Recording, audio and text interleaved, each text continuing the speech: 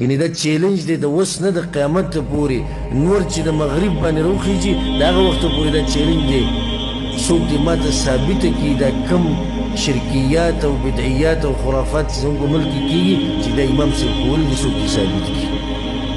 وایي دلیل وښیه دا بس داسې سادهګان دي موږ ته وایي دلیل وښیه څوک چې کوي دلیل به هغه ښیي که څوک چې نه کوي دلیل به هغه ښیي څوک چې کوي دلیل به ښیي نو بس پکې موږ ته وایي ته دلیل وښیه چې نشته نو موږ ورته وایو چې موږ خو په اصل باندې یو اصل دا دی چې عباداتو کې توقیف دی د ځان نه به عبادت نه کوي موږ نشو کولی دا د ځان نه موږ د ځان نه قرآن په مقبرو کې نشو ویلی تاسو وایي شتي به دلیل وښیه هاتو برهانکم قرآن کې حدیث کې د صحابه کرامو نه د څلورو امامانو کې چا ویلي چا خو ثابت کړي که نه چغې ټوله ورځ موږ دا ووو او زموږ په ملک کې غټه خبره دقه ده چې موږ د چا په مذهب یو د امام صاحب په مذهب نو چېرته د امام صاحب مذهب خو په دې مسله کې هم ولټوئ چې آیا امام صاحب دا ویلي دي چې قبرونه لاړ شئ او مقبرو ته لاړ شئ ورته تلاوتونه کوئ امام صاحب چېرته دا خبره کړې ده بیا دې ځای کې د امام صاحب مذهب ته نه ګوري بیا په دې ځای کې بیا د علاقې رسم او رواج ته ګوري او اصل وجه دا ده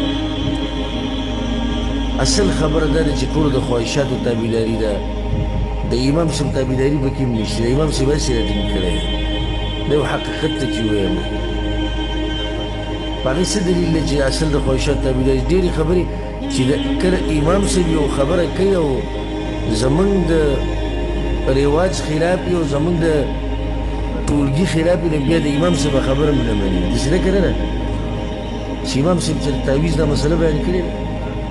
نه ده امام صاحب چې ته ویلي چې قبرونو درګاونو ځئ نه امام صاحب چې ته ویلي چې د نظرانې منښت د غیر الله په نوم کوئ امام صاحب چې ته ویلي دي یا علي مدد امام صاحب چې ته ویلي یا رسول الله مدد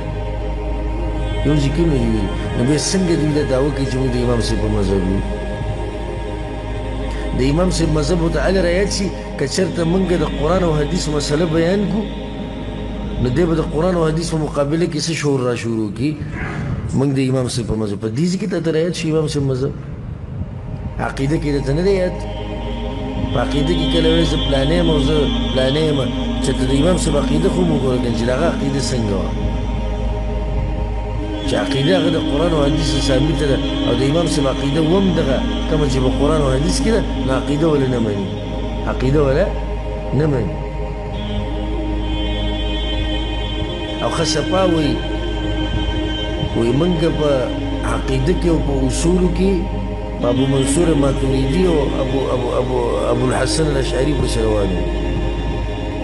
بیا په ماتوریدي او په اشعري پسې روان او په فقه کې د منځه او د اودس په مسایلو کې په چا پسې روان وو په امام ابو حنیفه پسې ښه د منځه او د اودس مسله غټه ده که د عقیدې مسله غټه ده د عقیدې غټه نو په عقیده کې ولې امام صاحب نه مني په عقیده کې ولې امام صاحب نه مني چې دغه ځای کې صرف مني نو دې دوه کې یوه ده یا ستا عقیده خرابه ده او یا د چا عقیده خرابه ده د امام صاحب هغه کیدی نه شي نو پاتې یوه شوه د چا عقیده خرابه ده ستا خرابه ده ستا عقیده خرابه ده ځکه د امام صاحب عقیده نه مني یعنې دا چیلنج دی د اوس نه د قیامت ته پورې نور چې د مغرب باندې راوخیږي د هغه وخته پورې دا چیلنج دی څوک دې ماته ثابته کړي دا کم شرکیات او بدعیات او خرافات چې زموږ په ملک کې کېږي چې دا امام صاحب کول دي څوک دې ثابت کړي ما ته اوس ته نور به د مغرب نه راوخیږي خو څوک یې نشي ثابتولی به داسې شي چې وایي چې موږ د امام صاحب په مذهب یو نو قرآن په مقبره کې ویل څه دي ناروا دي حدیث کې دا راځي رسول سلم دا وایي د خپلو لا تجعلوا بیوتکم مقابر د خپلو کورونه مقبرې مه جوړوئ قرآن پکې وایي ګوره که عقل الله چاله ورکړی پوه شوي د خپلو کورونه مقبرې مه جوړوئ مطلب دی چې په مقبرو کې تلاوتونه نه کېږي تاسو کورونو کې تلاوتونه کوئ که تاسو په کور کې هم تلاوت نه کوئ نو ستاسو په کور کې او په مقبره کې څه فرق پاتې شو او د زموږ په دې ملکونو کې چې کوي دا سورت یاسین راغستی دی زنانو د ځان سره او سهار سهار را رواني او دا اوومه ده او دا درېیمه ده او دا څلوېښتمه ده ما انزل الله بها من سلطان د الله په شریعت کې په دې باندې څه دلیل نشته دا ختمونه او دغه شان دا ختمونه چې قاریان راجمع کړي او هغوی له سپارې ورکړي زموږ دا دوره تفسیر چې الحمدلله په نسبت د نورو دوره تفسیرو په دې کې ګوره فواید ډېر زیات دي چې دا بعض به دا وي چې بعض ځایونه پکې منځ کې پاتې شو ته د بعض ځایونو غم وړی بعض ځایونه به درته زه ووایم ترجمه به وکړم روانه خو دا چې کوم مسایل ته اوس ته بیان شو په دې دوره کې دا تا ته بل ځای کې نشي میلاوی ما ته یو کس وویل سوره بقره تاسو سره پاس یو میاشت کې ختمه کړه ما ورته وایم عبدالله بن عمر په 9 کالو کې ختمه کړه